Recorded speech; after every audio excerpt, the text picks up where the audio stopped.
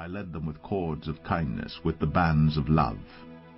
And I became to them as one who eases the yoke on their jaws, and I bent down to them and fed them.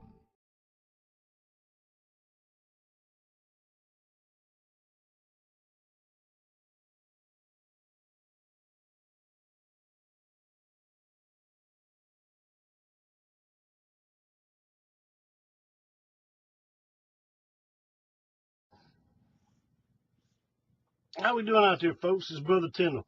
I'm going to do a brief video on something I've been digging into research-wise for a greater, or not a greater, an actual bigger video or whatever. And it come up in today's portion, so I figured I'd just do a little brief video. Word study, basically, is what this is. But I throw this out there, and some of you may know this, and some of you may not. But it's all kind of jumbled, so I'm not really, I don't really know what all I'm going to say. I'm going to share a bunch of pictures with the portion and in this video, and the pictures will make sense once I, explain it. It'll make sense anyway.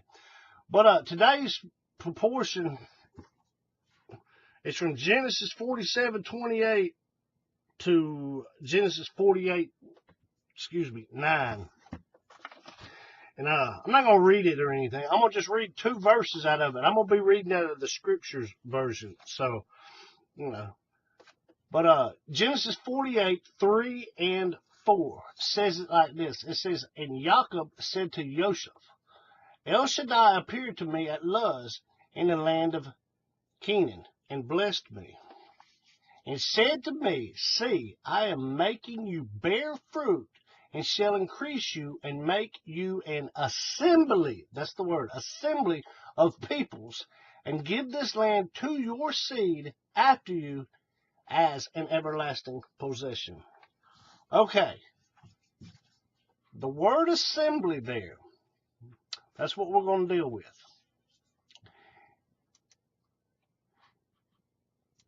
It's used a few times. Actually, it's used a lot in the Old Testament.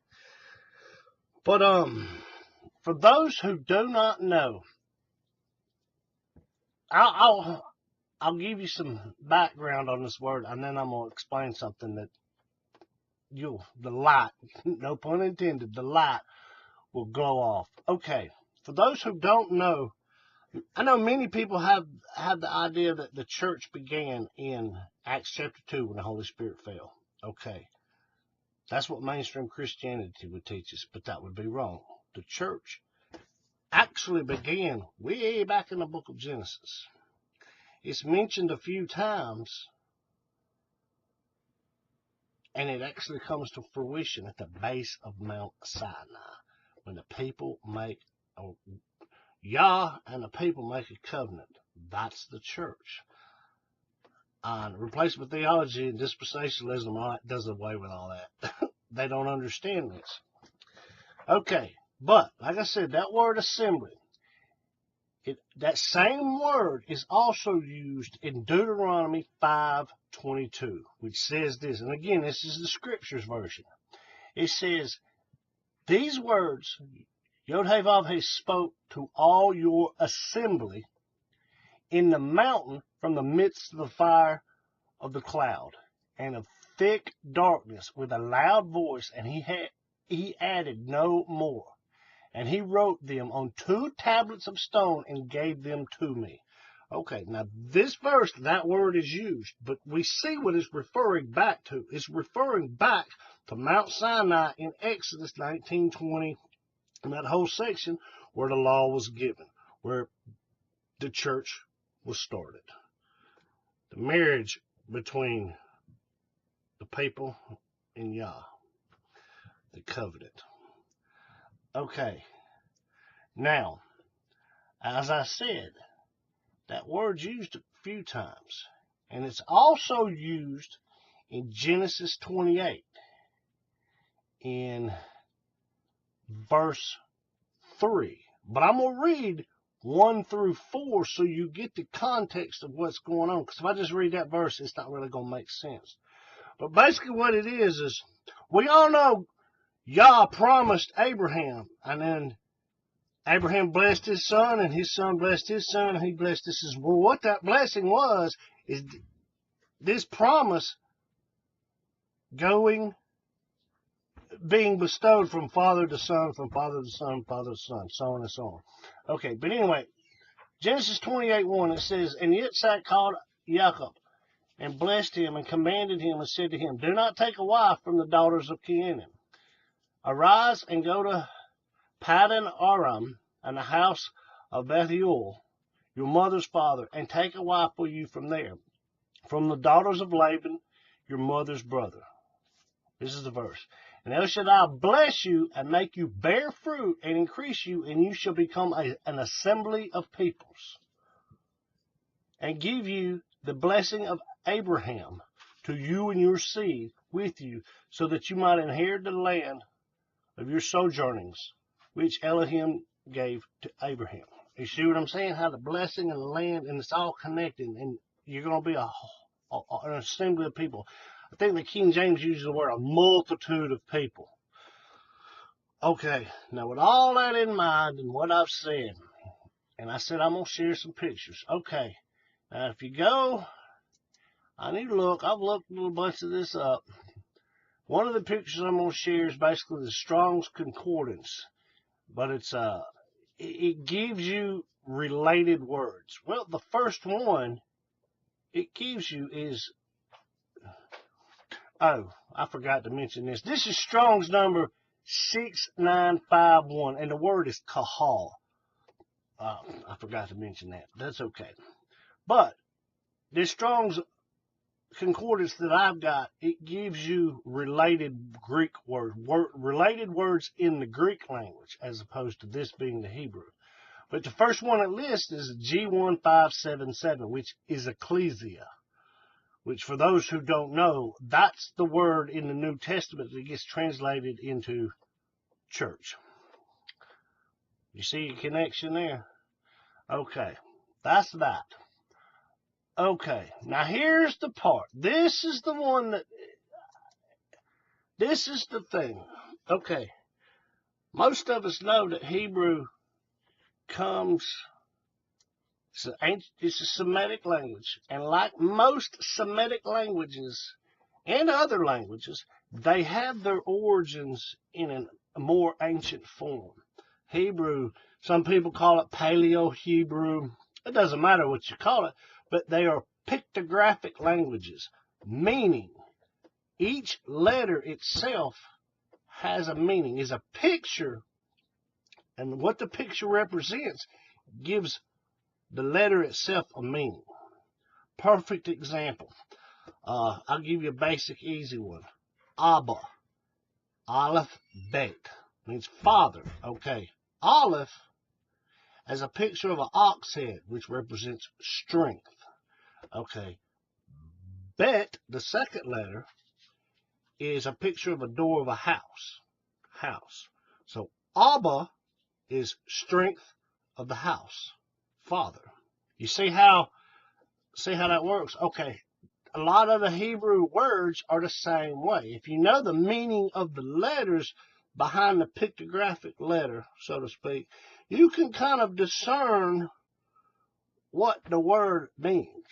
Okay, well, this word Qahal, when I come across this, wow, this is wow.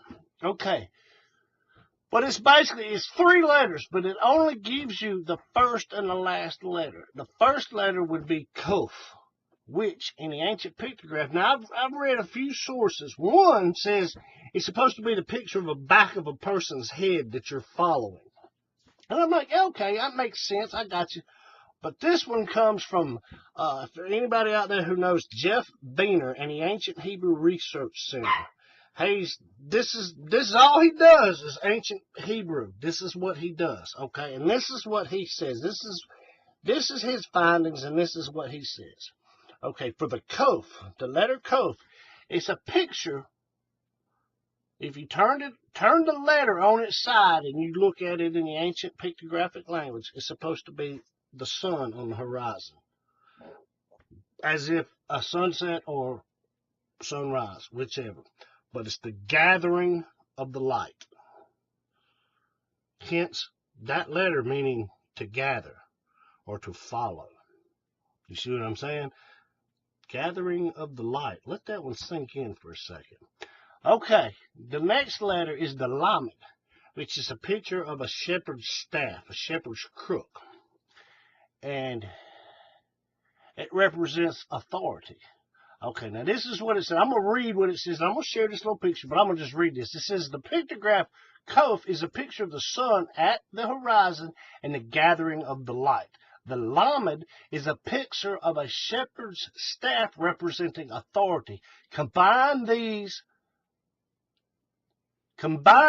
these mean gathering to the staff. When a shepherd called the sheep, they swiftly came to him. The staff of the shepherd was his tool of authority. With it, he would direct, discipline, and protect the flock.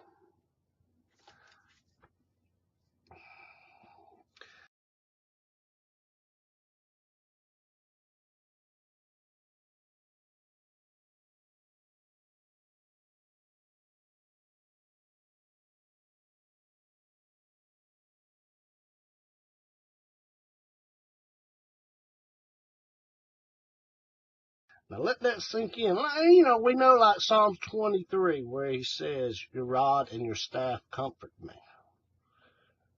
You see what I'm saying? It kind of gives a deeper, fuller understanding.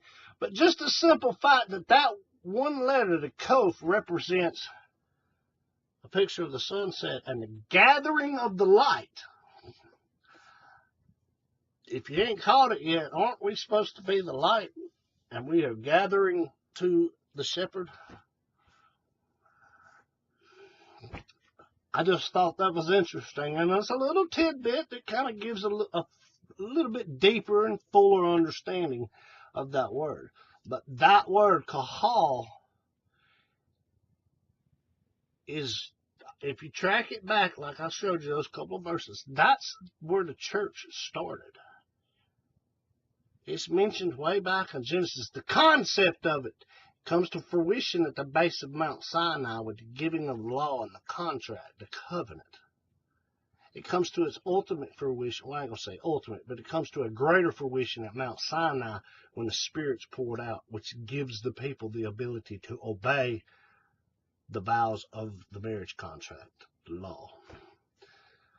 But with that, I'll say shalom, folks. And as always, don't just read your Bibles, study them.